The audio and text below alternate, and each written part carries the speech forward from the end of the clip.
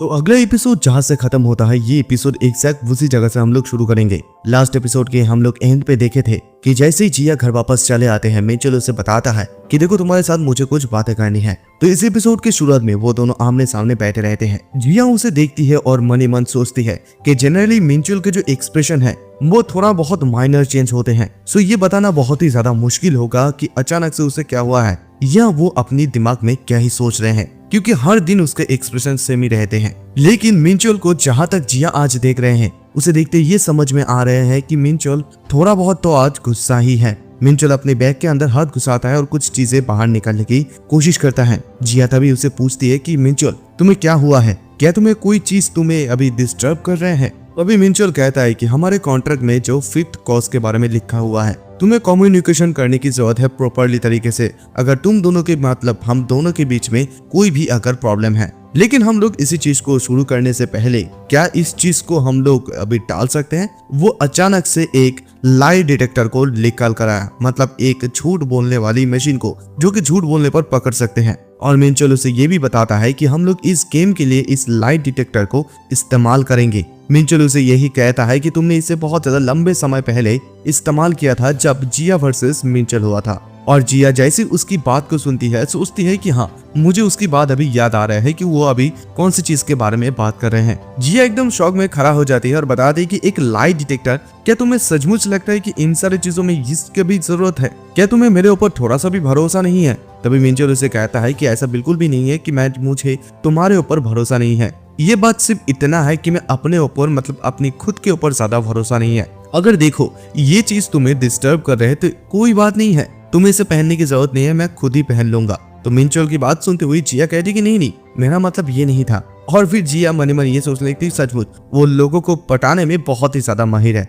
वो अभी बातों को ऐसे छोड़ दिया, मैं कोई ऑब्जेक्ट ही अभी नहीं कर पाऊंगी। तो फिर जिया बता दी कि तुम्हें क्या लगता है कि मैं अभी इस चीज को देखकर डर जाऊंगी? कोई बात नहीं, चलो फिर हम लोग सेकंड राउंड को शुरू करते हैं, जिया वर्सेस मिंचल। अभी ये बिगन हो जाता है, शुरू होता है गेम। तो फिर मिंचल उसे कहता है कि ठीक है, इस गेम के बारे में जैसे कि मैंने सजेस्ट किया है तो ठीक है, मैं सबसे पहले इसे पहनूंगा। जिया बताती है कि तुम इतनी ज्यादा कॉन्फिडेंट हो, ठीक है। तो फिर यहाँ पर मेरी सबसे पहला सवाल ये है कि जिन मिंचल, क्या तुम करंटली अभी इस सिचुएशन में क्या तुम गुस्से में हो? मिंचल बताती है कि नहीं, मैं बिल्कुल भी गुस्से में नहीं हूँ। अचानक से उस मशीन से कुछ आवाजें आने लगती है और जिया उसकी आवाज को सुनते हुए मन ही मन सोचती है कि क्या मैं जो यहाँ पर एज्यूम्शन कर रही थी क्या वो गलत है? बट उसकी ये चेहरा वो डेफिनेटली बहुत ही ज्यादा गुस्से में है। अचानक से मिंचल के हाथ में एक बहुत बड़ा धमाका हो जाता है, यानी कि चोट लगते हैं। मिंचल चिल्लाता है एकदम से और मिंचल बताता है कि सचमुच मुझे लगता है कि मैं सचमुच गुस्से में हूँ, नो डाउट। हर जिया उसकी बात को सुनती है और सोचती है कि ये कितनी ज्यादा इडियट है। तो फिर यहाँ पर मिंचल इस मशीन के खराबी के बारे में थोड़ा बहुत जिया को बताती है और ये भी कहती है कि मैं तुम्हें ये एडवाइस करूंगी जिया कि तुम इसे केयरफुली पहनो, ठीक है। इधर जिया सोचती है क्या उसकी मन में मेरे लिए कोई दबी हुई भावना है। फिर तभी मिंचल उसे कहता है चलो अभी मेरा बारी। जिया कहती है कि वेल श्योर, आई गेस यही तो होगा। तो मिंचल कहता है कि चलो, तो फिर मेरा सबसे पहला सवाल ये है जिया, क्या यहाँ पर ऐसा कोई भी चीज है जो चीज तुम मुझसे छुपा रहे हो? और जिया भाई जैसी इस बात को सुनती है उसके दिमाग में बहुत ज्यादा बातें आने लगती हैं। और अभी सबसे पहला बात जो ये बात सुनने के साथ साथ उसका इंस्टेंट आ रहा है वो ये है कि वो रात में कभी कभी अकेले में कुछ स्पाइसी खाना बनाकर अकेले खाते हैं। और फिर जब मिंचल उसे कभी कभी पूछते हैं कि तुमने क्या एक्सरसाइज किया है, जिया एक्सरसाइज नहीं करती है लेकिन फिर भी वो बताती है कि हाँ मैंने एक्सरसाइज किया है। उसके बाद वो बहुत ज्यादा जंक फूड खाते हैं और फिर वो एक्सरसाइज करने के बाद वो बियर भी पीते हैं। मतलब ये सब कुछ उसका पास्ट मेमोरीज है। और जब अचानक से जिया के हाथ में भी झटका लगते हैं। जिया बता दी कि व्हाट द हेल, ये आखिरकार क्या चीज है, क्योंकि मैंने अभी तक आंसर भी नहीं किया है तुम्हारे क्वेश्चंस का। मिंचल उससे कहता है कि शायद ये इसी वजह से हो रहा है क्योंकि ये बहुत ज्यादा सस्ते में मैंने लाया है। जिया बता दी कि क्या तुम इस कचरे को कहाँ से उठा कर लाए हो? तभी मिंचल बता दे कि जिया इट्स योर टर्न, अभी तुम्हारे बारी। जिया बता दे कि व्हाट डिड यू से, क्या तुमने अभी क्या कहा? ठीक है, चलो मुझे अभी तुम्हें ये पूछना है, तुम मुझे ये बताओ तुम अभी किस वजह से इतनी ज्यादा गुस्से में हो? तभी अचानक से मिंचल कहता है कि यू मी एंटरटेनमेंट, क्या तुम दोनों के बीच में कुछ भी चीजें अभी चल रहा है? जिया उसकी बात को सुनती है और कहती है कि क्या तुम उन लोगों को कैसे जानते हो? और तभी जिया हमें इन सारी चीजों के बारे में थोड़ा बहुत बताता है कि उन लोगों को उस आइसलैंड में जो कुछ भी चीजें हुआ था उसके बाद यूमी एंटरटेनमेंट के तरफ से मिंचल के पास जो है ईमेल आया था और उसी ईमेल में बहुत सारा क्वेश्चंस को पूछा गया था और फिर दोबारा से उसको और एक ईमेल भेजा गया था जिस ईमेल में लिखा था कि तुम्हारे वाइफ के साथ हमारा एक कॉन्ट्रैक्ट है और उस कॉन्ट्रैक्ट को ऑलरेडी स्टेबलाइज कर दिया गया है। Minchul said he felt left out but I made a choice on something that also concern him. Jia इधर यही सोचती है ये आखिरकार ये जो डेजर्ट आइसलैंड में जो कुछ भी चीजें हुआ था, उसके बाद ये ईमेल आना, यूमी एंटरटेनमेंट, और अभी मुझे कभी भी ऐसा रिसीव ही नहीं हुआ था ईमेल। आखिरकार ये सब कुछ चीजें क्या चल रहा है। और तभी उसे उसी कॉफी शॉप में जो आदमी के साथ उसका मुलाकात हुआ था उसके बारे में याद आती है कि शायद उसी आदमी के वजह से ये सब कुछ चीजें हुआ था। जब भी वो आदमी उस समय उस जगह पर चले आए थे तभी जिया को कुछ बुरा भावना अपने दिल में हो रहा था, लेकिन उसे ये बात समझ में नहीं आ रही है कि उन लोगों ने मिंचुअल के साथ कब कांटेक्ट किया है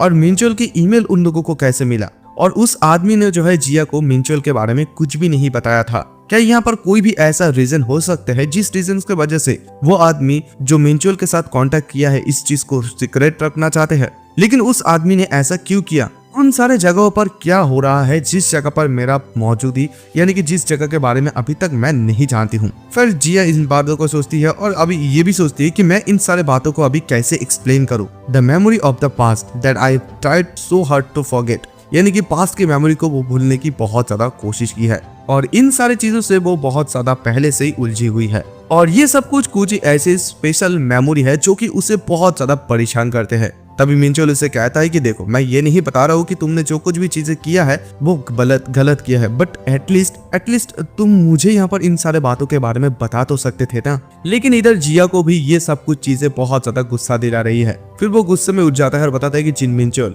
देखो इन सारी चीजों में थोड़ा बहुत अभी समय तो लगेगा ही, क्या तुम अभी कॉन्फिडेंट हो कि तुम बैठकर इन सारी चीजों को अभी देख पाओ? मिंचुअल भी उसकी बात को सुनता है और शॉक में आ जाता है कि इधर जिया क्या कहने की कोशिश कर रही है। तो अभी जो जिया उससे उसकी स्टोरी बताने वाले है वो उसकी पास्ट का स्टोरी है, जो कि है एक इम्प्रेसिंग राइटर के रूप में हम लोग देख पाते हैं उसी आदमी को। ये पास्ट का कहानी है जिया की। वो आदमी जिया के सामने बैठी रहती है और बताती है कि तुम सचमुच बहुत ज्यादा जीनियस हो। अभी हमें जो है जिया उसकी पास्ट की कुछ कहानी दिखाई जाता है जहाँ पर योनजू और जिया वो दोनों एक साथ जब रहते हैं तभी अचानक से जिया की फोन में एक कॉल आते हैं। जिया फोन पकड़ती है और कहती है कि हाँ मैं जियान बता रही हूँ। और फिर जैसी वो पब्लिशर के बारे में बात ही सुनती है वो बताती है कि नहीं मैं बिल्कुल भी इंटरेस्टेड नहीं हूँ। लेकिन अचानक से उस साइड से क्या कहते हैं जिया अचानक से शॉक में आ जाते हैं। और इसी प्रकार से जो है जिया हान एक फेयरलेस लड़की, वो एक जो फेयरलेस था वो स्पेशल लक की वजह से वो एक टर्म ऑफ जो कोलैबोरेशन है उसी जगह पर पहुंच गए, यानी कि इस आदमी के सामने आ गए। यह आदमी जैसे उसे जीनियस कहते हैं। जिया बता दी कि देखिए फायर चिकन फीड हो या फायर चिकन ऑथर, जस्ट आप मुझे नॉर्मल मेरे नाम से ही पुकार सकते हैं। और देखिए मैं कोई जीनियस भी बिल्कुल भी नहीं हूँ और हम लोगों की ये पहली मुलाकातें हैं, तो यहाँ पर आप कुछ ज्यादा ही मेरे साथ अच्छी बिहेव कर रहे हैं और मैं सचमुच इस प्रकार की कोई पर्सन बिल्कुल भी नहीं हूँ। जिया इस बात को कहते हुए शर्माने लगती है। तो तभी उसके सामने जो आदमी रहता है वो कहते हैं कि देखो मैं कोई कॉम्प्लीमेंट नहीं दे रहा हूँ, बल्कि जो कुछ भी मैं कह रहा हूँ वो सच है। Should I be honest, it's terrible, सचमुच ये बहुत ज्यादा खतरनाक है। वो आदमी जिया को ये बताता है कि देखो इस चीज में कोई भी ग्रामर रूल्स को फॉलो नहीं किया गया है। ये एकदम मैं ये कहने की सजेस्ट कर सकता मतलब डेयर कर सकता हूँ, साहस है कि ये एकदम ऑथेंटिक है। तुम अभी के जो इंटरनेट कम्युनिटीज होता है उन सारे इंटरनेट कम्युनिटी में ऐसी इस प्रकार की राइटिंग देखते हो, हाउएवर ये कोई मैटर यहाँ पर बिल्कुल भी नहीं करता है। इट्स फन, सचमुच इसे पढ़ने में बहुत ज्यादा मजा आते हैं। मोरओवर ये तुम्हारा सबसे पहला नोवेल है जिस नोवेल को तुमने लिखा है। ऐसी एक बुक को लिखा है तुमने जिसको प्रॉपर फॉर्मेट तरीके से तुमने लिखा है और उस पर्सन ने लिखा है जिस पर्सन ने इससे पहले कभी भी एक नोवेल को भी नहीं लिखा है। और इवन एक कंपटीशन भी हुआ है, उस कंपटीशन में तुमने जो है फर्स्ट प्लेस भी लिया है। अगर कोई दूसरा आदमी ऐसे नोवेल स्टोरी को लिखता तो शायद मुझे लगता है उसे बहुत ही ज्यादा गालियां मिलता।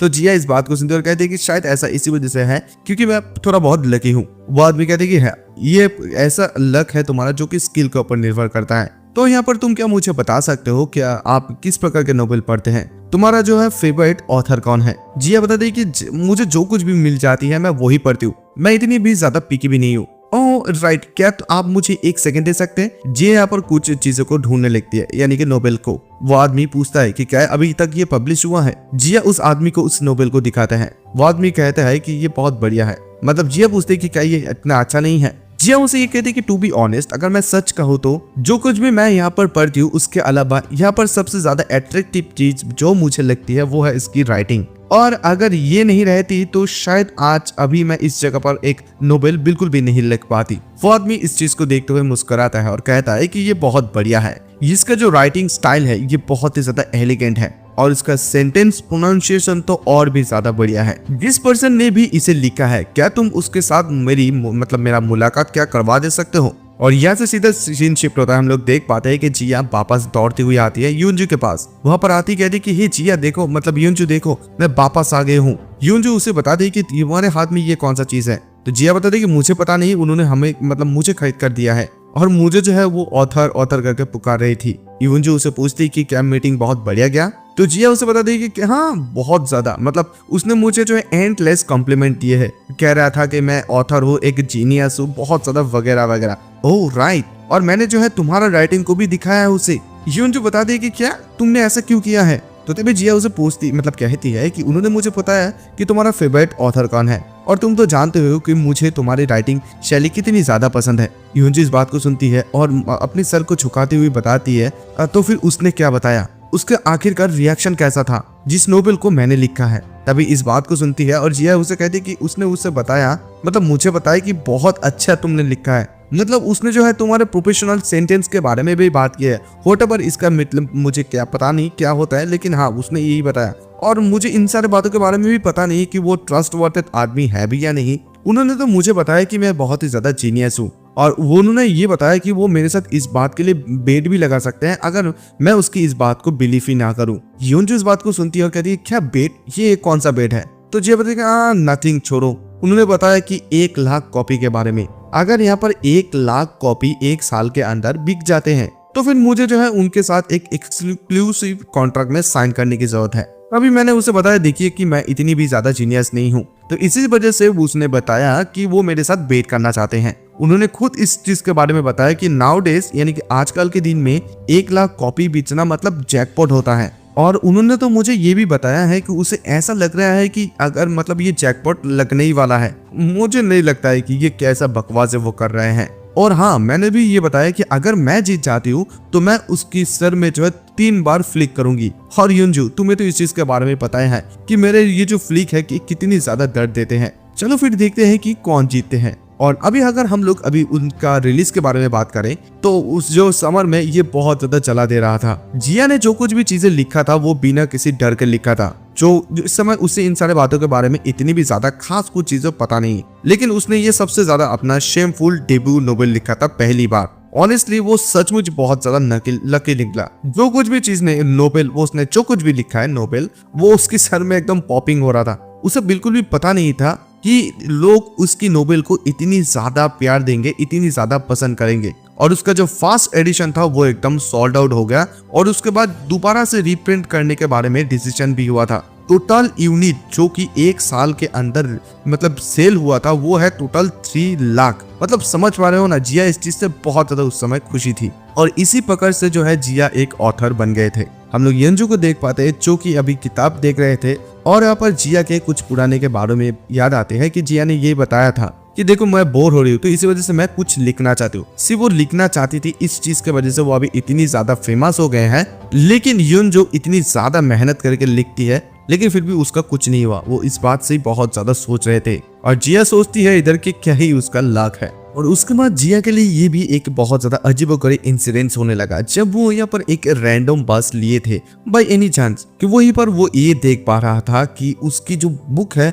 वो कोई रैंडम लड़की पढ़ रही थी। और शायद वो इसी चीज को बोल्डली ये कह सकते हैं कि ये एक मिरेकल है। ऑनेस्टली कहे तो यही नाम इस जगह पर सबसे ज्यादा बढ़िया फिट होते हैं। जी इस चीज से बहुत ज्यादा खुश थी। इसी वजह से वो जब घर वापस आती है वो आती कहती कि हे यूनजो वो यूनजो को पुक करने लगती है। यूनजो कहती कि हाँ बोलो तुम इतनी ज्यादा एक्साइटेड क्यों हो, क्या तुम्हारे साथ आज कुछ अच्छे हुआ है? जिया मुस्कुराती है और बताती कि देखो तुम मेरी बात को ध्यान से सुनो, ठीक है? ये सचमुच बहुत ज्यादा इनक्रेडिबल था। मैंने अभी जस्ट एक बस लिया, तुम जानते हो, एंड समवन वहां पर कोई बैठकर मेरी बुक को रीड कर रहे हैं। और तुम्हें क्या पता है कि वो जो पर्सन है वो थोड़ा बहुत मुस्कुराया भी। एंड सचमुच ये थोड़ा बहुत इम्प्रेसिंग मूवमेंट है, लेकिन सचमुच ये प्राउड वाली भी एक मूवमेंट है। वो 1 मिनट रुको, अगर मैं तुम्हारे बारे में सोचूं तो Yunjoo what about you my book, I mean देखो तुम्हें क्या ये बढ़िया लगा है मेरी जो ये बुक मैंने लिखा है? तो यूनजू सबसे पहले तो कुछ खास जवाब नहीं देते, फिर मुस्कुराते हुई और बताते कि हाँ मैंने भी सोची कि ये सचमुच बहुत ज्यादा अच्छा है, लेकिन बहुत ज्यादा इंटरेस्टिंग है, सचमुच बहुत ही ज्यादा इंटरेस्टिंग। जिया उसकी बात को सुनती है,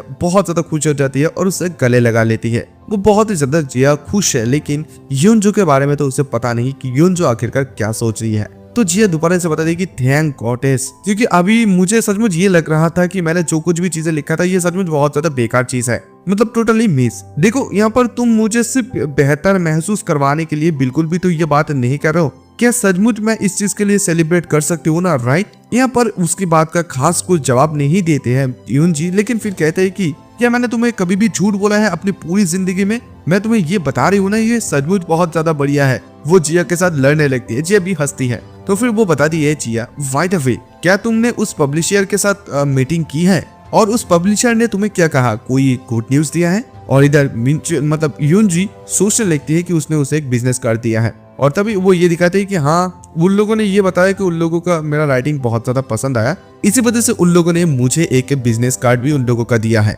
जी इस बात को सुनती है, बहुत ज्यादा खुश हो जाती है, कहती है आई नो इट, मुझे पता था, आई टोल्ड इट कि ऐसा कुछ होने वाला है। ठीक है, चलो फिर अभी समय आ गया है कि हम लोग इसी चीज की वजह से सेलिब्रेशन करें, chicken feet and beer tonight. Okay, हम लोग देख पाते हैं कि जिया जो है चिकन फीट बियर खा के एकदम पूरी टल्ली होकर रखा है, और युनजो को हम लोग देख पाते हैं जो कि उसकी कमरे के अंदर आती है और बताती है कि देखो तुम्हें थोड़ा बहुत तो अच्छे तरीके से रहना चाहिए, है ना? और फिर वो एक प्लास्टिक की थैली लेती है और बताती है कि ये चीज यहाँ पर फिट के नहीं हो रही थी। वो बहुत ज्यादा गुस्से में आ रही थी, क्योंकि जब उसने उस पब्लिशर के साथ मिलने के लिए गए थे, उस पब्लिशर ने उसे बताया था, क्या तुम्हें यहाँ पर डिफरेंट पता है गुड और इंटरेस्टिंग के बीच में? क्या तुम्हें ये पता है? युनजो इस बात को सुनती है और बहुत ज्यादा उसे दुख होती है और वो गुस्से में उस प्लास्टिक को ही फाड़ देते हैं। और कुछ समय की बात ही हमें जिया ये बताती है कि शायद ये जो अभी वो बात कर रहा है ये बात उसी समय का ही है। हम लोग देख पाते हैं कि युनजो और जिया मिलकर एक जगह पर जाती है, वहाँ पर जिया तस्वीरें लेती है। वो युनजो को बताती है कि हाँ देखो ध्यान से लेना, ठीक से लेना, ठीक है? युनजो भी बताती ओके। जिया बताती है कि वो ये चीज जो है उसकी लाइफ में एकदम गोल्डन एज थे, सिंस जब से उसने कॉलेज को ड्रॉप आउट किया है, उसके बाद से उसके पास एकदम हजारों टाइम है इस दुनिया में बिताने के लिए। और जिस नोबेल को उसने बाई चांस लिखा था वो नोबेल बॉय एकदम से हिट हो गए थे, और सडनली उसके पास बहुत ज्यादा पैसा आ गया, यानी कि बहुत ज्यादा, literally money, youth and freedom सब कुछ उसके पास आ गया, क्वालिटी लिटरली। मतलब ऐसा लग रहा था कि भगवान ने सचमुच उसे ये लाइफ बना कर दिया है, सिर्फ उसी के लिए है। बैक देन अगर उस समय के बारे में वो सोचे तो whenever I wanted to do something, अगर वो कुछ भी चीज करना चाहते थे जस्ट वो वहां पर चले जाते थे और उसी चीज को करते थे। अगर उसे जो है पिज्जा खाने के बारे में क्रेविंग होता था तो फिर वो वहां पर वो इटली चले जाते थे उसे खाने के लिए। और किसी भी समय अगर वो उसे म्यूजिक सुनना चाहता था, मतलब म्यूजिक सुनने के बारे में ख्याल आती थी, तभी वो जो है ब्रॉडवे चले जाते, क्योंकि उस जगह का साउंड बहुत ज्यादा अमेजिंग थे। और यहाँ पर वो अपनी मॉम डैड के बारे में भी बात करती है, उसकी मॉम डैड जो कि उसको हर वक्त पैसा बचाने के बारे में बात करते हैं। उसने जो है उन दोनों को भी क्रूज ट्रिप पर भी भेज दिए थे, वहां पर उसने और भी ज्यादा एक्सपीरियंस गेदर की है। The more I wanted to write about. तो यहाँ पर कहानी के बारे में यही देखो, कहानी कंटिन्यू चल रहा है। तो कहानी में हम उसी आदमी को देख पाते हैं, उसी पब्लिशर को, जो कि यहाँ पर जिया और युनजो के पास ही रहते हैं। वो पूछने लगते हैं कि आई मीन क्या मैं ये पूछ सकती हूँ कि आप अभी नेक्स्ट आप जो काम करने वाले हैं, जो नोबेल के हिसाब, वो कब तक आने वाला है? मैं सच में उसके लिए बहुत ज्यादा मतलब इंतजार कर रहा हूँ। जिया बता दी कि हाँ मैं उसके ऊपर थोड़ा बहुत काम करूँ, क्योंकि आपको तो पता है कि जब भी मैं लिखने के लिए बैठूं नई नई थॉट्स जो है दिमाग पे आते हैं। तो तभी यहाँ पर जिया की एक फोन आती है। जिया कहती है कि एक्सक्यूज मी, थोड़ा सा अर्जेंट है, मैं जा रही हूँ, आप लोग यहाँ पर थोड़ा बहुत इंतजार कीजिए, ठीक है? तो आदमी कहते हैं कि ठीक है कोई बात नहीं है। जिया फोन को लेकर बाहर चले जाती है। तभी ये पब्लिशर अचानक से कहता है इट्स क्वाइट क्रूएल, है ना? वो आदमी युनजो को ये बताने लगते है कि कोई जो है जो कि हजारों अपनी लाइफ के घंटे सिर्फ एक कहानी को लिखने के लिए अपनी पूरी जिंदगी बर्बाद कर देते हैं, और ये उन सारी चीजों से बहुत ज्यादा लेस इंटरेस्टिंग हो जाता है। वो इतनी ज्यादा मेहनत करने के निकले के बाद अब समवन एल्स। युनजो उसकी बात को सुनती है और बता दे कि मुझे सचमुच ये समझ में नहीं आ रहा है कि आप यहाँ पर क्या कहने की कोशिश कर रहे हैं। तभी वो आदमी कहता है कि जस्ट मैं अभी इस चीज को और नहीं देख पा रहा हूँ। देखो मुझे पता है कि तुम ये इंडस्ट्री में बहुत ज्यादा लॉन्ग समय से हो, और मुझे लगता है कि तुम भी इसे नहीं देखना चाहते हो। जब एक talented writer face to face होता है रियल टैलेंट के साथ, they end up breaking there, so don't compare yourself to them, ठीक है? तुम्हें अपने आप को जो दूसरे लोगों के साथ कंपेयर नहीं करना चाहिए, that is out of the question. उसके बाद युनजो जो है वो लिखता रहता है। वो इतनी ज्यादा लिखने में व्यस्त हो जाते हैं कि वो खाना खाने के बारे में भी नहीं सोच सकते हैं। यानी कि वो जब खाना खाने के बारे में सोचती है कि खाना खाना भी उसके लिए एक डिस्ट्रैक्शन जैसा था। ये मतलब ऐसा लगता है कि वो किसी हैबिट्स को स्किप कर देंगे अगर ऐसा करते हैं। जब उसने उस ब्रेथ को यानी कि सांस को छोड़ा था, जिस सांस को उसने रोक कर रखी थी, did I realise I had been holding it for far long time. बहुत ज्यादा लंबे समय से वो अपनी सांस को रोक कर रखी थी। एंड तभी वो ह्यूनजो को देख पाते, ह्यूनजो के जो कि अभी लिखना कंप्लीटली बंद कर चुकी है। वो इसी चीज से थोड़ा सा परेशान है। हम लोग देख पाते हैं कि उसी प्रोड्यूसर के साथ जिया मिलने के लिए जाती है। वो प्रोड्यूसर जब उसे बता दे कि मिलियंस कॉपी के बारे में, एटलीस्ट मिलियंस ऑफ कॉपी मतलब कॉपीज, जिया बता दी कि क्या 100 नहीं मिलियन, क्या यहाँ पर आपको ज्यादा चीजों को बढ़ा चढ़ा कर नहीं बता रहे हैं। वो आदमी हंसता है और कहते कि हाँ, लेकिन मैं यहाँ पर कोई भी जोक नहीं कर रहा हूँ। मतलब उस प्रोड्यूसर को ये लगता है कि पिछली बार उन लोगों ने 3 लाख कॉपी को सेल की थी, तो दैट्स वाई अभी मुझे लगता है कि यहाँ पर 3 लाख कॉपी आसानी से बिक जाएंगे बिना किसी एफर्ट के। वो ये बता दे कि देखो समर से ऑटम्स में ज्यादा ही कुछ मॉस्किटो रहते हैं, बट दिस वो ये बता दे कि देखो अगर ये स्मॉल अमाउंट ऑफ प्रॉफिट भी हम लोग नहीं ले सकते तो फिर क्या ही करेंगे। ये सक्सेस कई तो सीढ़ियां होते हैं। क्या आपने कभी भी इन सारे चीजों को एक सीरीज में बदलने के बारे में सोची है? यानी कि वो आदमी कहता है कि समथिंग जैसे कि स्प्रिंग में आते हैं, समर में आते हैं, ऑटम्स में एंड विंटर में। जिया इस बात को सुनती है और कहती है कि क्या सीरीज। वो आदमी प्रोड्यूसर उसे बता देता है कि देखो अगर तुम इस चीज में सही हो, यानी कि तुम अगर इस चीज में बोल देते हो कि हाँ ठीक है, तो यहाँ पर कंपनी जो है पूरी तरीके से प्रमोशन करने के लिए तैयार है। वो लोग एकदम हर तरीके से तैयार है। इस चीज को अभी तक हम लोगों ने जो है रिवील तक भी नहीं किया है, लेकिन इन्वेस्टर इन सारी चीजों के ऊपर अभी तक काम करने के लिए तैयार है। वो लोग तो अभी इस चीज के बारे में भी बात कर रहे हैं कि वो लोग इस चीज को मूवी और ये एक ड्रामा में भी बदलना चाहते हैं, but nothing set in stone yet. Jia उसकी बात को सुनती है और हंसते हुए कहती है कि हमारा प्रोड्यूसर सचमुच बहुत ज्यादा अच्छी तरीके से बात करते हैं। और तभी प्रोड्यूसर ये बताने लगती है कि राइटर, हाँ जिया, क्या तुम्हारा कोई भी कंसर्न है? तुम्हें देख के तो ऐसा लग रहा है कि तुम अपने दिमाग में कुछ बातें को दोहरा रहे हो, यानी कि चला रहे हो। और तभी उसकी बात को सुनता हुआ जिया सब कुछ उसे बता देती है। तो फिर वह आदमी ये कहता है कि अच्छा, फिर तुम मुझे ये कहने की कोशिश कर रहे हो, तुम ये कह रहे हो कि मैं यहाँ पर यूनजो को दोबारा से राइटिंग करने के लिए मदद करूँ। और तभी जिया बता दी कि प्रोड्यूसर, क्या आपको पता है कि यूनजो के सबसे ज्यादा बिगेस्ट विश क्या है? It's to hear it's fun. यानी कि वो इस बात को सुनना चाहते हैं कि ये बहुत ज्यादा मजेदार है। डायरेक्टली फ्रॉम यू प्रोड्यूसर, यानी कि आपके मुंह से वो सुनना चाहते हैं। वही है उसकी अल्टीमेट विश। एंड अगर मैं ऑनेस्टली ये बताऊं तो यूनजो की राइटिंग बहुत ही ज्यादा मजेदार है। So if you could just guide her A bit, यानी कि अगर आप थोड़ा बहुत उसे मदद कर सकें। ये सुनता हुआ प्रोड्यूसर कहते कि अच्छा, तो फिर तुम मुझे ये कह रहे हो अगर हम लोग यूनजो की राइटिंग में थोड़ा बहुत भी कुछ अगर माइनर एडिट्स करेंगे तो फिर ये अच्छा हो जाएगा, यानी कि सही हो जाएगा। जिया भी इस बात को सुनते हुए एक्साइटेड हो जाती है और बताती है कि हाँ, दैट्स एग्जैक्टली मैं यही कहने की कोशिश कर रही हूँ आपको। जिया एकदम उस प्रोड्यूसर के साथ एकदम अच्छी तरीके से बात करते हैं कि हाँ, आप ये कह सकते हैं कि यूनजो के जो राइटिंग है वो कभी कभी बहुत ही ज्यादा उबाऊ यानी कि बोरिंग महसूस होती है, लेकिन यहाँ पर वो कुछ चीजों को जो है बहुत ज्यादा बढ़ा चढ़ाकर भी बताते हैं। बट यहाँ पर फाउंडेशन बहुत ही ज्यादा सॉलिड और मजेदार है।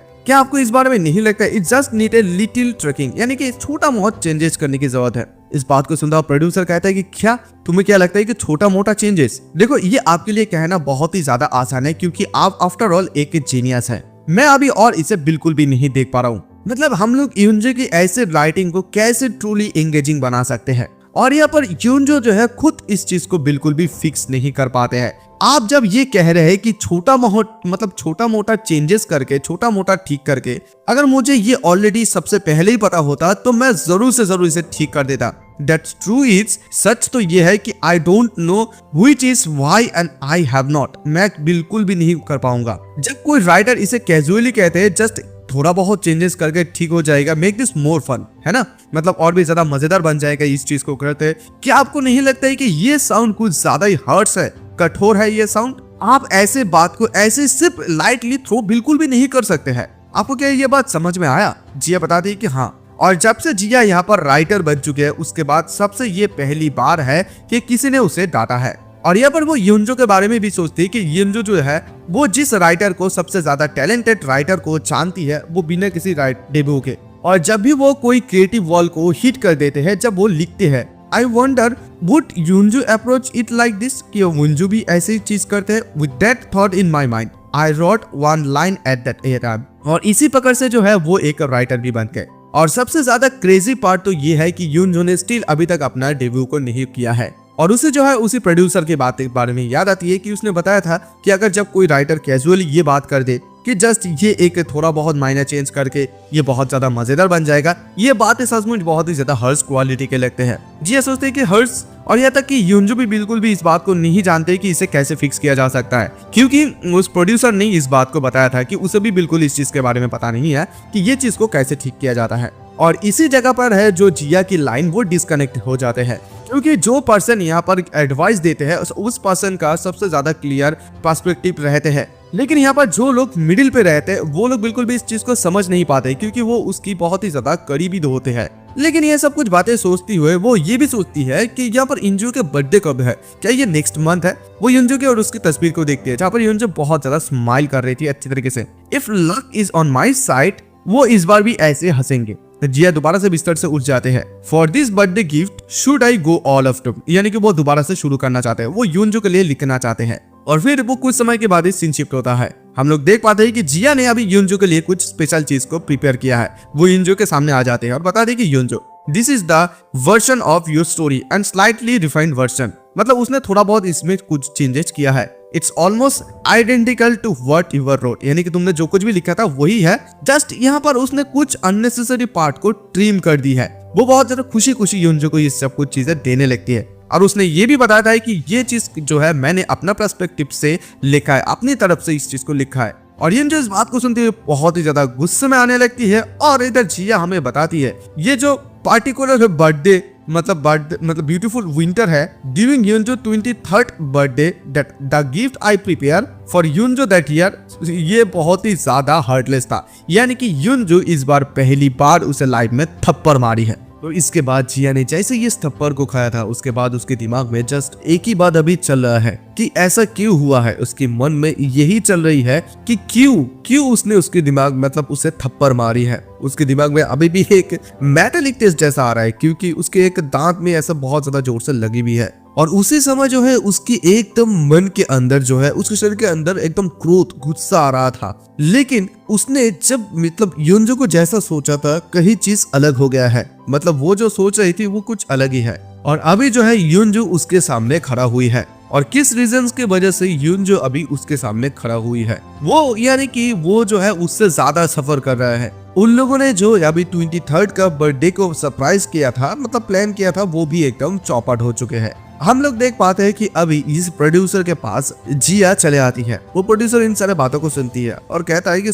क्या तुम दोनों ने सचमुच इन सारे चीजों के बारे में मतलब इन सारे चीजों को लेकर फाइट की है। तो जिया कहती है कि well it's not exactly fight, but इससे भी ज्यादा कुछ है। मैं जस्ट उसे मदद करना चाहती थी, purely out of good intention, यानी कि बहुत अच्छे इंटेंशन के साथ मैं उसे मदद करना चाहती थी। क्या मैंने यहाँ पर कुछ गलत कर दिया है? क्या आप मुझे बताइए, क्या मैंने कुछ गलत किया है? यहाँ पर अगर कोई भी चीज को गलत हुआ है तो वो है प्रायोरिटी। और इसके अलावा यहाँ पर देखिए युनजो का मतलब 100% कॉपीराइट युनजो का ही है वैसे भी। और देखिए प्रोड्यूसर, मैंने जो कुछ भी चीजें यहाँ पर लिखा है, आप अगर इस चीज को पढ़ते हैं तो मैं इस बात से बेट लगा सकती हूँ कि आप सोचेंगे कि ये बहुत ज्यादा बेहतर है। ऑनेस्टली कहूँ तो was it really wrong getting that upset over? और तभी अचानक से प्रोड्यूसर उसकी बात को सुनते हुए उसकी कॉफी को आइस कॉफी वाला चीज में, यानी कि वहां पर जो कुछ ड्रिंक है वहां पर डाल देते हैं। जिया इस चीज को देखते और कहती कि आप ये क्या कर रहे हैं। तभी अचानक से प्रोड्यूसर कहता है ये मैं इसी वजह से कर रहा हूँ क्योंकि इसकी जो टेस्ट है वो और भी ज्यादा बेहतर हो जाएगा, है ना। जिया उसकी बात को सुनती है और यहाँ पर चुपचाप रहती है, उसे समझ में नहीं आता कि आखिरकार क्या हो रहा है। और तभी प्रोड्यूसर कहता है कि कुछ ऐसा प्रकार का चीज है जो कि तुमने अभी कर दिया है। और इन सारी चीजों के बाद जो है जिया ने जाके युनजो के पास से माफी मांग ली थी और उसके बाद युनजो ने भी इस चीज को एक्सेप्ट कर ली थी। और फिर वो दोनों दोबारा से एक साथ रहना शुरू कर दी और फिर वो दोनों हैप्पीली ऐसी लाइफ जी रहे थे। और सो आई थॉट फॉर मतलब वो जस्ट अपने एक डिल्यूशंस में थी, मतलब जिया। और उसके बाद से वो दोनों जो युनजो और जिया ने मिलकर जो है नोवेल्स के बारे में डिस्कस करना अवॉइड कर दी थी। As a result our conversation grew square. और उसके बाद कुछ ही दिनों के बाद जो है जिया ने और एक नोवेल को पढ़ा था जो कि युनजो ने दोबारा से लिखा है। और दोबारा से यहाँ पर जो है वही सेम फ्लो था, मतलब वही सेम गड़बड़ी थी। जिया मन में सोचती है कि उसने अच्छे से क्यों कुछ लिखा नहीं है। क्या वो इंटेंशनली ये सब कुछ चीजें कर रहा था? क्योंकि उसके बर्थडे के दिन वहां पर युनजो ने पूछा था जो कुछ भी मैं लिखती हूँ क्या तुम्हें पसंद आती है? जिया ने वो सब कुछ चीजें बता दी थी कि हाँ मुझे पसंद है तुम्हारी लिखना। तो जिया इस बात को सोचते हैं कि सीरियसली क्या इन सारी चीजों के बारे में वो अच्छी चीज क्यों नहीं लिख पाते हैं? Why can not she write better? हम लोग ये देख पाते हैं कि जिया और एक नोवेल को लिखकर उसे प्रोड्यूसर के पास ले जाते हैं। प्रोड्यूसर उसे देखते हुए बताते हैं कि क्या तुम्हें अभी अच्छे नहीं लग रहे, मतलब फील बेहतर नहीं करो। This does not feel like you as a writer as well. मतलब उसकी इस राइटिंग को बिल्कुल भी उस प्रोड्यूसर को पसंद नहीं आ रहा था। और जिया इसके बात को सुनते हुए मन में सोच लेती उसे मेरी इस नोवेल को पसंद नहीं आया है। आखिरकार यहाँ पर इंटरेस्टिंग का इवन मतलब भी क्या होता है? जिया को अजीबोगरीब महसूस होने लगा है, उसका कुछ भी बदल नहीं रहा है और इवन उसके बाद वो और कुछ चीजें लिख भी नहीं पा रही है। वो एक ऐसा बच्चा हुआ करती थी जो कि अपनी सांस को बहुत ज्यादा लंबे समय से रोक कर रख सकती थी। Until one single question once threw at me। एक क्वेश्चन उसके दिमाग मतलब उसके ऊपर आते थे कि तुम अपनी सांस को इतनी ज्यादा अच्छी तरीके से कैसे होल्ड करके रख सकते हो। जिया इन सारी बातों को अभी मन में सोच रहे थे तभी अचानक से उसका नींद टूट जाती है। जिया दोबारा से उठती है और उठने के साथ साथ वो अपना लिखना दोबारा से शुरू कर देते हैं। और जैसे वो ये सब कुछ लिख रहे थे उसे पुरानी बातें याद आने लगती है कि उसने योंजो को सिर्फ ये बोला था कि मैं अभी बोर हो रही हूँ, इसी वजह से मैं कुछ लिखना चाहती हूँ। और अभी जो कुछ भी वो चीजें लिख रही है सब कुछ चीजें उसका रिजेक्ट हो रहा है। और जब कुछ भी वो चीजें ओवर थिंकिंग को छोड़कर लिख दिया था, वो ट्रूली वो वर्ड्स जो है उसके नेचुरली आया था उसके समय। वो सब कुछ वर्ड बिना किसी ज्यादा थॉट के आए थे, वो थॉट बिना थॉट के आए थे, वो ज्यादा ही मजेदार लग रहा था। बट अभी जो कुछ भी वो चीजें लिख रहे हैं, ज्यादा सोच कर लिख रहे हैं, वो बिल्कुल भी मजा नहीं आ रहे हैं। Even boring even to me, उसके बोरिंग लग रहा है। और उसके बाद उसने अच्छी तरीके से इस चीज को रियलाइज कर पाया था कि वो अभी इस पॉइंट पर जो अभी खड़ा हुआ है वो सिर्फ और सिर्फ उसकी ट्रू लक की वजह से है। वो बच्चा यहाँ पर बाई चांस यहाँ पर इस जगह पर पहुंच गए थे in the living square that could never be ahead health. हालांकि अभी बहुत ज्यादा लेट हो गया है कि वो अभी इस चीज में रिग्रेट फील करे। अभी जो कुछ भी चीजें उन लोगों के साथ हुआ है यानी कि जिया के साथ हुआ था, वो ये अभी सोच रही है कि काश ये सब कुछ चीजें उसे पहले ही पता होता, शायद अभी तक वो लोग इस जगह तक नहीं पहुंचते। शायद उसे ये लगता था कि उन लोगों का ये जो एंडिंग है ये बहुत ज्यादा बेहतर तरीके से होता। उसने अपना हर एक कोशिश की थी, वो अभी इस चीज से बिल्कुल भी ओवरकम नहीं कर पा रहा। उसने अपना हर एक चीज को छोड़ दिया है और हर एक चीज को छोड़ने के बाद वो अपनी होम टाउन पर वापस आ गई है। और एक समय में उसने जो एक नोवेल को लिखा था, वो नोवेल लोगों को बहुत ज्यादा हंसाया है और वही चीज जो है उसके पास से हर एक चीज को छीन लिया है। वो एक ऐसा पर्सन हुआ करता था कि जिस चीज को भी वो छू लेते थे वो चीज एकदम से गोल्ड यानी कि सोना बन जाता था। उसकी ये ब्रिलियंट, उसकी गोल्डन एज, उसका जो ये सब कुछ एज ब्रिलियंट समय था, ये सब कुछ चीजों का एंड कुछ इस प्रकार से हुआ है।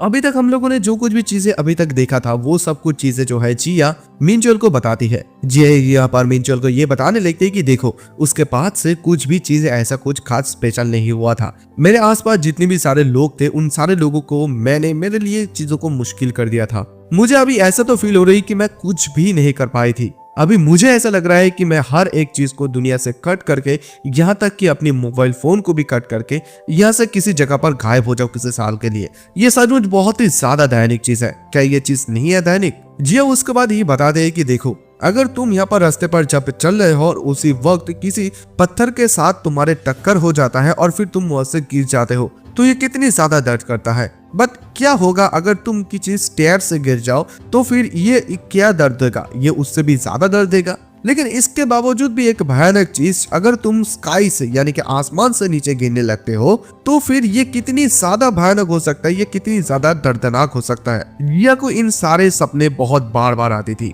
अगर तुम ये पूछोगे कि आसमान से गिरने के बाद कितनी ज्यादा दर्द होता है, मुझे इस आंसर के बारे में बिल्कुल भी पता नहीं है, जो कि जिया कहती है। क्योंकि जिया को इस चीज के बारे में कैसे पता होगा? वो मीरक के लिए अभी इन सारी चीजों के बावजूद भी जिंदा है। ऑनेस्टली अगर वो कहे तो उसे बियरली कुछ बातें याद है कि सचमुच उसे कुछ ऐसा चीज हुआ भी या नहीं था। बट द फेंट वार्म इन माई मेमोरी, उसकी दिन में यानी कि मेमोरी में जो कुछ गर्माहट है और कुछ अनफेमिलियर सा जो फीलिंग जो कि अभी उसको बहुत ही ज्यादा डिफरेंट लगता है। एक भी ऐसा वक्त था जिस समय उसको इस पेन के बारे में कुछ पता नहीं थी। उसे इस बात से बहुत ज्यादा तकलीफ होता है कि well to make begin with us, यानी इस चीज से अगर वो शुरू करे क्या सचमुच वो ऐसा भी था, एक पल था जिस पल में वो बहुत ज्यादा खुश था।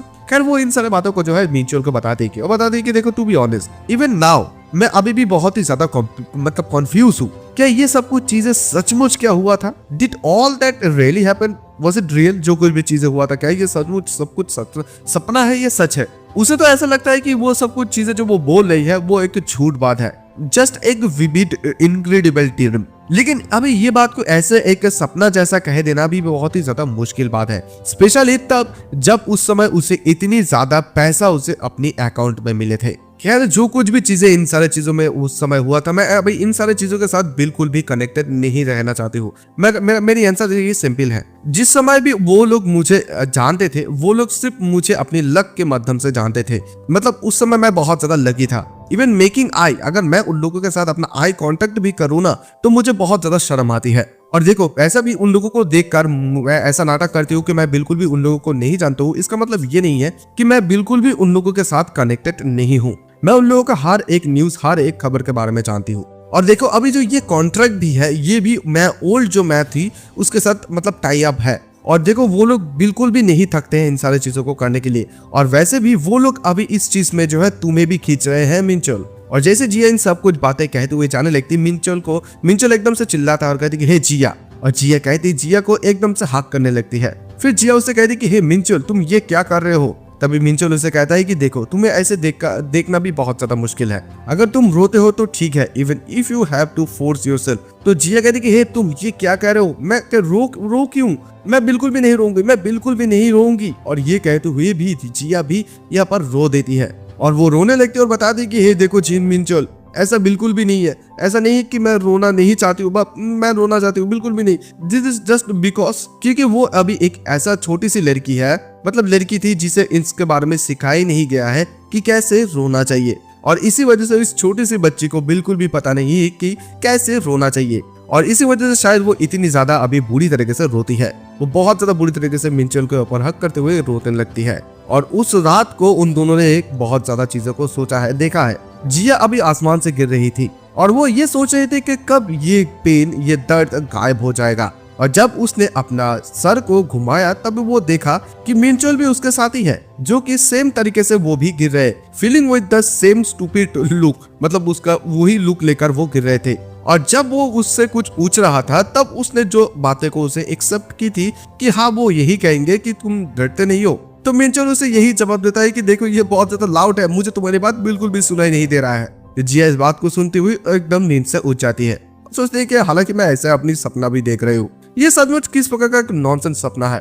और वो जो कमीना मिंचोल है वो भी सपने पर भी ऐसा ही बकवासे कर रहा है इवन। लेकिन अगर वो यहाँ पर सोचे कि वो जिस मिंचोल के बारे में सोच रही है तो हाँ ये कहना सही नहीं, मतलब गलत नहीं होगा, सही है कि वो मिंचोल ऐसा ही है। जिया उठकर सोचने लगती है कि मुझे सचमुच अभी ये ड्रिंक करना कम करनी होगी। और ये स्टार्ट जो है मतलब कल उसने एकदम समाव किसी प्रकार रोना बहुत ज्यादा शुरू कर दिया था, जस्ट एक नॉर्मल है। और तभी जैसे वो बाहर आते हैं वो देख पाते हैं कि मिंचोल बाहर इंतजार कर रही थी। मिंचोल उसे देखते ही बताती है कि हे गुड मॉर्निंग जिया। जिया बताती है कि हे तुम्हें क्या हुआ है, तुम्हारे इस चेहरे में क्या हुआ है और तुम अचानक से मुझे ऐसे देखकर हंस क्यों रहे हो? तो तभी अचानक से जिया को देखते हुए मिंचोल कहता है कि तुम्हारा नोबेल। जिया कहती है क्या? हे मिंचोल देखो तुम्हें क्या हुआ है, तुम ये दे दो, मुझे दे दो, तुम मेरे नोबेल को क्यों पढ़ रहे हो, ऐसे बिल्कुल भी मत देखो यार। तो तभी मिंचोल कहते कि एनीवे देखो अभी हालांकि इस सिचुएशन में ऐसा पूछना बहुत ही ज्यादा ऑकवर्ड सा होगा। और क्या तुम मैं ये पूछना तुमसे चाहती हूँ कि तुम जो नोवेलिस्ट हो क्या तुम इस चीज को सीक्रेट रखना चाहते थे? जिया कहती कि हूँ ऑफ कोर्स, तुमने कल मेरे मुंह से क्या बात सुनाई यही तो बताया ना, that fact that I was a novelist. ये सब बहुत ही ज्यादा मुझे इम्प्रेसिंग लगती है। तो तभी मिंचोल कहती कि देखो तुम्हारे जैसा कोई पर्सन वो तो बहुत ही ज्यादा फेमस है ना? तो जिया कहती कि हाँ आई गेस, क्योंकि उस समय मैं थोड़ा बहुत समय के लिए था।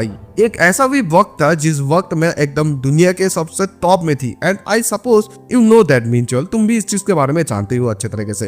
तभी मिंचोल कहती कि नहीं, मेरा मतलब ये नहीं था। तुम्हारे जो मॉम है वो हर एक जगह पर सब कुछ चीजों को स्प्रेड कर रहा है। उसकी मॉम डोर टू डोर जाके सब लोगों को ये बता रहा है कि देखिए तुम क्या इस राइटर को जानते हो, वो मेरी बेटी है। जिया क्या तुम जानते हो कि तुम्हारी मॉम वो हर एक नेबर को इन सारे बातों के बारे में बता रहा है। जिया की मॉम माइक लेकर चिल्लाते हुए बताने लगती है इन सारे बातों के बारे में।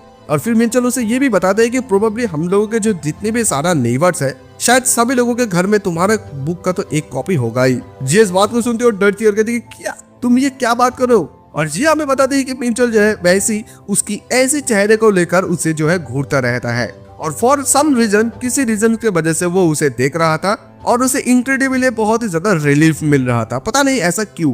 और जिया जो है मिंचल को पीछा करने लगती है कि हे मिंचल तुम ये क्या कर रहे हो, रुक जाओ रुक जाओ।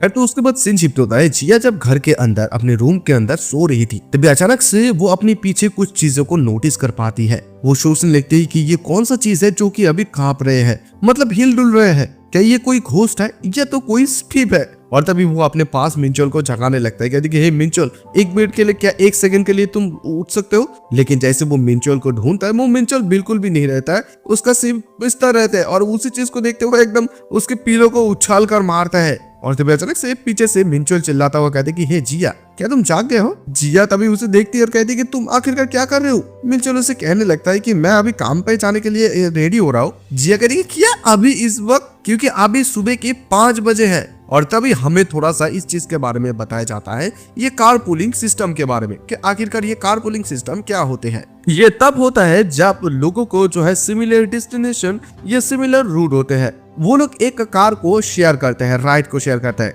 और मिंचल जो है किसी इसी प्रकार का जो एक सिस्टम को इस्तेमाल करते हैं जब वो अपने काम पर जाते हैं, often with his junior colleague, और फिर समहाउ उसकी जो मतलब सुपीरियर है, उसके जो मतलब ऊपर वाले काम करने वाले जो लेडी है उसके साथ। At some point this comments took a slightly different tone from some reason Minchul. मतलब अभी एक दिन मिंचल जब उस अगले दिन काम कर रहा था, मतलब जिम पे अपनी एक्सरसाइज कर रहा था, तभी उसे फोन करते बताते हैं कि assistant manager I am sorry but क्या कल से हम लोग जो है काम पे जो है सेपरेटली जा सकते हैं। मिंचल को ये सब कुछ बातें समझ नहीं आता, तो ये सब कुछ बातें अभी मिंचल जो है वो जिया को कहता है। तो जिया कहेगा अच्छा तो फिर तुम जो कह रहे हो ये सब कुछ चीजें इसी वजह से हुआ है और इसी वजह से जो तुम है इस समय पर मतलब इस वक्त पर तैयार हो रहे हो काम पर जाने के लिए, है ना। करंटली अभी इसका समय 5 AM है, इस वजह से। और जिया एकदम से उसके ऊपर गुस्से में आ जाती है कि हे मिंचल तुम कमीने। तो मिंचल उससे कहने लगते है कि हे जिया जिया तो तुम थोड़ा सा शांत हो जाओ, क्या मैंने यहाँ पर कुछ गड़बड़ी, मतलब मैंने यहाँ पर गड़बड़ी कर दी है। जिया कहती है कि तुमने एग्जैक्टली क्या मुझे बता सकते हो कि तुमने क्या गड़बड़ी कर दी है। तो तभी मिंचल उसे कहता है कि हाँ मैंने जो है तुम्हें यहाँ पर सुबह 5 बजे उठा दिया, यही गड़बड़ी मैंने कर दी है। तो तभी जिया उसकी बात को सुनते हुए बहुत ज्यादा परेशान होने लगती है कि कैसे ये इतनी ज्यादा मतलब बुद्धि नहीं है इसके पास, कैसे हो सकता है। बताते कि देखो चीज इन मिंचल लिसन मेरे बात को ध्यान से सुनो। सर मुझे अगर ऑब्वियस बात है कि मेरे ओपिनियन में ये जो दोनों लोग हैं ये वो लोग प्रोबेबली अभी सम किसी प्रकार का एकदम सीरियस रिलेशनशिप पे है। मिंचल उसकी बात को सुनता है और कहते कि हाँ मुझे तो ऑलरेडी इस चीज के बारे में पता है। जिया कहती क्या तुम्हें पता है। तो मिंचल कहती कि हाँ ऑफिस में हर एक लोगों को इन सारी चीजों के बारे में पता है। एवरीवन नो एक्सपेक्ट वो दोनों के बीच में मतलब वो दोनों को छोड़ के हर लोग इस चीज के बारे में जानते हैं क्योंकि वो ऑफिस में वो लोग ऐसा बिहेव करते हैं। और अभी मिंचल की बात को सुनता हुआ जिया कहती कि स्टिल तुम जानने के बावजूद भी तुम ऐसा कर रहे हो, मतलब उन लोगों के साथ जा रहे हो। तो मिंचल कहती कि लेकिन स्टिल मुझे काम पे तो जाना ही होगा ना, क्या मुझे नहीं जाना होगा। और ऐसा बात भी बिल्कुल भी नहीं है कि उन दोनों में से कोई भी मुझे बताए कि हम लोगों को कारपूलिंग अभी स्टॉप करना चाहिए। जिया उसकी बात सुनती है, बहुत ज्यादा परेशान होने लगती है, फ्रस्ट्रेट होने लगती है। कहती कि आई मीन सीरियसली मिंचल सीरियसली मुझे समझ में नहीं आ रहा मैं तुम्हें कैसे समझाऊं। तभी मिंचल कहती कि लेकिन आखिरकार मैं क्या ही कर सकता हूँ क्योंकि ऑफिस से मेरा घर का जो है कोई भी डायरेक्ट रूट पब्लिक ट्रांसपोर्टेशन बिल्कुल भी नहीं है। उसके अलावा मैंने जो ऑलरेडी तो उन लोगों को तो पे करता ही हूँ ना कॉर्पोरेट। और फिर मिंचल की बात को सुनता हुआ जिया उसके पास जाती है और बताती कि हे मिंचल अभी तुम्हारे पास कितनी ज्यादा पैसा बचा हुआ है। मिंचल कहता है कि नहीं मेरे पास पैसा बिल्कुल भी नहीं है। जिया कहती है क्या सचमुच तुम्हारे पास नहीं है। अगर सच करूं और मुझे 100 वोन मिल जाते हैं तो फिर क्या होगा। नो वेट एक मिनट लिसन मेरे बात को अभी ध्यान से सुनो। फ्रॉम नाउ ऑन तुम्हारा मिशन होगा। और तभी यहाँ से सीधा सीन शिफ्ट होता है। हम लोग देख पाते हैं कि वो संगीव को बच जाता है। संगीव कहती है कि यस मैंने ये डिसाइड किया है कि मैं अपना खुद की कार खरीदूंगा, तो इसी वजह से जो है मैं अकेले ही खुद यहाँ पर चले जाऊंगा ऑफिस पर। और फिर जिया जो है यहाँ पर जिया की बात उसे समझ याद आने लगता है मिंचल को कि जिया ने उसे ये बताया था कि मेक श्योर अगर तुम कोई भी काम करते हो तो प्रॉपर्ली उन लोगों को जो है शुक्रिया अदा करना। That's the least you can do right. यहाँ पर हम लोग देख पाते हैं मिंचल ठीक वैसे ही करता है, जैसे ही उसे कुछ कहता है मिंचल उसे शुक्रिया अदा करता है। और नेक्स्ट उसे क्या करना होगा और हम लोग देख पाते हैं जिया यहाँ पर बैठ जाते हैं मिंचल के साथ कि उसे आखिरकार नेक्स्ट क्या करना होगा। तो नेक्स्ट ये ऑब्वियस ये बात ही करना होगा कि उसे नेक्स्ट गोल को सेट करना होगा। और तुम यहाँ पर इसका मतलब ये नहीं कि तुम यहाँ पर कह रहे हो कि तुम कार खरीदना चाहते हो तो इसका मतलब ये है कि तुम कार को मतलब तुम्हें कार खरीदना ही होगा। You can by one on a wheel, यानी कि तुम्हारे मर्जी अनुसार तुम खरीद सकते हो। तो ये बात आता है कि तुम ये कोई यूज कर लोगे या नया वाला कर लोगे, और अभी तुम्हारे पास कितनी ज्यादा एक्स्ट्रा मनी बचा हुआ है। Are you going for a compact car या एसयूवी कार या सीडन, और इंश्योरेंस के बारे में तुम्हारा क्या ख्याल है। चलो अभी हम लोग जो है मेंटेन कॉस्ट को कैलकुलेट करते हैं इंक्लूडिंग इंश्योरेंस को, और अभी तुम्हारा एज कितना है। तभी मेंचल उससे कहते हैं कि मेरा एज अभी 32 है, तो तभी जिया उसे कहते हैं कि 32। Did you by any chance तुम जब आर्मी में थे तब तुमने क्या कोई भी कार को चलाया था। जिया की बात को सुनता हुआ मिंचोल जिया के पास बैठ जाती है और उसे घूरते रहती है, और जिया उसे देखते हुए शर्माने लगती है, और तभी अचानक से चिल्लाती है और कहती है कि हे आखिरकार तुम्हें क्या हुआ है, तुम मुझे ऐसे बुरी तरीके से देख क्यों रहे हो, मतलब घूर क्यों रहे हो, क्या तुम यहाँ से थोड़ा सा हट नहीं सकते हो, तुम इतनी ज्यादा मेरी करीब क्यों आ रहे हो। तभी अचानक से मिंचोल उसे कहता है कि दैट इज बिकॉज तुम्हें अभी बहुत ही ज्यादा कूल लग रहा है। और जिया तुम कब इन सारे चीजों को सीखा है। जिया तुम सचमुच बहुत ही ज्यादा स्मार्ट लग रहे हो, अगर तुम्हारी जगह पर मैं होता तो मैं बहुत ज्यादा घबराया जाता, प्रोबेबली मैं अभी तक कोई डिसीजन ही नहीं ले पाती। जिया उसकी बात को सुनती है और कहती कि हे ऐसे बकवासें करना बंद करो और तुम अपने काम पे फोकस करो, ठीक है। तो तभी जिया की बात को सुनता है और मिंचोल कहते कि यस मैम, और तभी जैसे उसे एक स्लिप देता है मिंचोल को, मिंचोल इस चीज को देखते कहते वाओ यहाँ पर तो बहुत ज्यादा ऑप्शन है, मुझे तो समझ में नहीं आ रहा है, मैं तो सोच रहा था कि कोई ऑप्शन ही नहीं है। और अभी जिया उसे कहते हैं कि हाँ यहाँ पर कुछ ऑप्शंस को फिल्टर करने के बावजूद भी कुछ ऑप्शन मैंने रखा है। नॉर्मली लोग जो है अपना बहुत ज्यादा मंथ वेस्ट कर देते हैं इन सारे चीजों को डिसाइड करने में, लेकिन तभी मिंचोल उसे यही पूछता है कि बाय द वे जिया क्या तुम्हारा कार में हमेशा से इतनी ज्यादा इंटरेस्ट है, क्योंकि तुम बहुत सारे कार के बारे में भी जानते हो। जिया कहती है कि वेल बैक देन, अगर उस समय की मैं बात करूं तब जब मैं नोबेल में बहुत ज्यादा वायरल हुई थी, मैं बहुत ज्यादा फेमस हो गई थी, उस समय मेरे कार के ऊपर थोड़ा बहुत इंटरेस्ट आए थे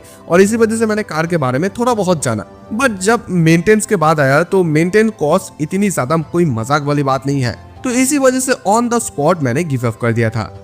एनीवे इन सारी बातों के बारे में अभी छोड़ो, चलो अभी आता है फाइनल डिसीजन के बारे में बात। चलो अभी तुम इन सारी चीजों को अभी ध्यान से देखो, ठीक है। तभी अचानक से मिंचोल कहता है कि नहीं, यहाँ पर अभी भी एक सबसे ज्यादा मोस्ट इंपॉर्टेंट चीज अभी छोड़ रहा है। जिया कहती है कि क्या मोस्ट इंपॉर्टेंट थिंग, कौन सा चीज। मिंचोल कहते हैं कि हाँ सबसे ज्यादा मोस्ट इंपॉर्टेंट थिंग ये है कि मेरे पास कोई ड्राइविंग लाइसेंस ही नहीं है। भाई जिया इतनी ज्यादा मेहनत करते हैं और अभी तक उसके पास कोई ड्राइविंग लाइसेंस ही नहीं है। तो उसके बाद सिंचिप होता है, हमें ये पर जिया बताती है कि देखो एक ऐसी पुरानी कहावतें हैं, अगर तुम्हें किसी पर्सन का ट्रू नेचर दिखना होगा तो फिर तुम उसे जो है कार ड्राइव करने के दो। हम लोग देख पाते हैं कि जिया बहुत ज्यादा चिल्ला रही थी और मिंचोल यहाँ पर कार ड्राइव कर रही थी। मिंचोल कहने लगती कि हे क्या तुम शांत हो सकते हो, और हम लोग देख पाते हैं मिंचोल किसी चीज को जाकर एकदम से लगा देते हैं, और जिया यही बताते हैं कि मिंचोल जो है प्योरली एक वाइल्ड जानवर की तरह है और वो उसके जैसे एक सिमिलर मिंचोल को मार देते हैं। खैर यह से सीधा सीन पीछे जाता है, हमें बताया जाता है कि 2 वीक पहले जो कुछ भी ये सब कुछ चीजें कैसे शुरू हुआ था। यहाँ पर मिंचोल ने बताया था कि मेरे पास कोई भी लाइसेंस नहीं है अभी तक। तो इसकी बात को सुनता हुआ जिया उससे पूछती थी कि क्यों तुम्हारे पास ऐसा मतलब लाइसेंस क्यों नहीं है।